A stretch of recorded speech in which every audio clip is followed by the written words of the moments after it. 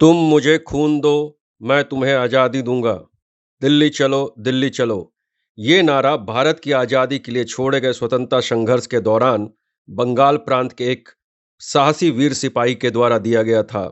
127 वर्ष पहले आज 23 जनवरी के दिन एक बच्चे ने जन्म लिया जो भारत के स्वतंत्रता संग्राम में भाग लिया। एक ऐसा व्यक्तित्व महात्मा गांधी के विचारों से असहमत होते हुए भी भारत के स्वतंत्रता आंदोलन में अपने नाम का लोहा मनवाया। आज हम बात करने जा रहे हैं एक ऐसे जाबाज सिपाही की जिसका नाम भारतीय आधुनिक इतिहास में नेताजी सुभाष चंद्र बोस के नाम से जाना जाता है। सुभाष चंद्र बोस का जन्म 23 जनवरी 1897 को कटक में हुआ था।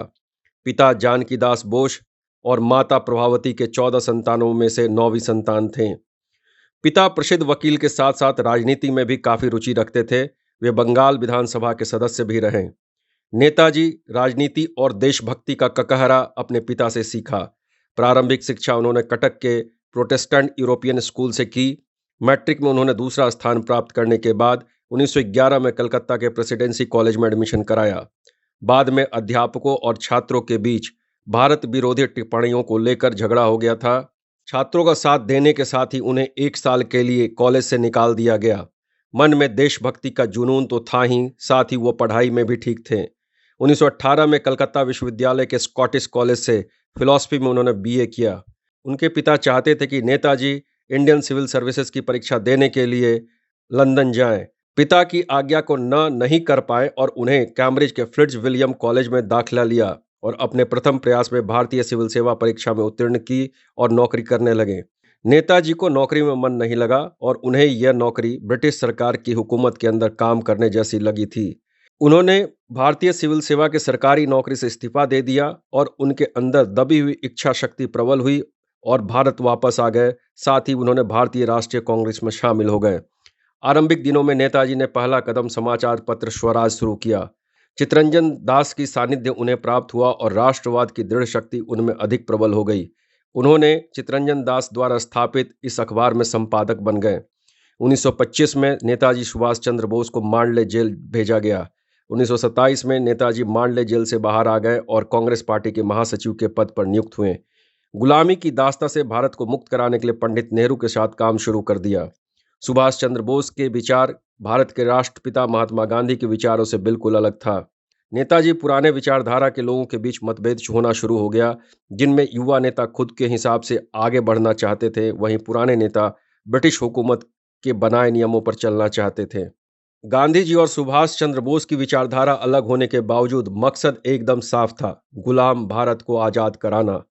महात्मा गांधी ने नेताजी सुभाष चंद्र बोस का भारतीय राष्ट्रीय कांग्रेस के अध्यक्ष पद के नामांकन से खुश नहीं थे।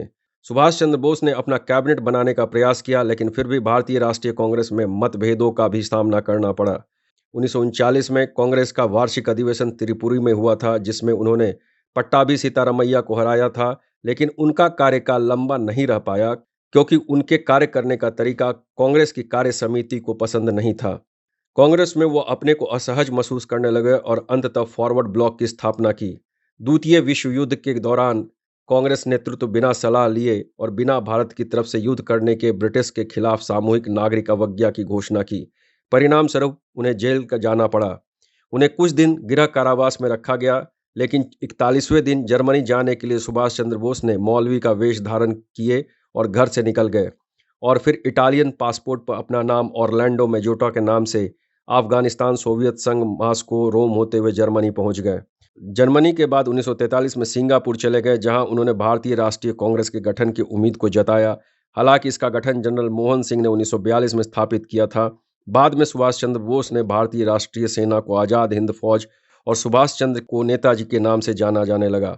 नेताजी के भाषण का इतना प्रभाव पड़ा कि लोगों का काफ़ी तादाद में ब्रिटिश शासकों के खिलाफ आज़ादी की लड़ाई में शामिल हो गए। नेताजी सुभाष चंद्र बोस रूस से सहायता मांगने के लिए निकले थे, लेकिन 18 अगस्त 1945 को रूस जाने के रास्ते में ताइवान में उनका प्लेन क्रैश हो गया, जिनसे उनकी मृत्यु हो गई। फिलहाल नेताजी की मृत्यु के कोई साक्ष्य नहीं मिले हैं, इसलिए उनकी मृत्यु आज भी विवादों के घेरे में है। धन्यवाद।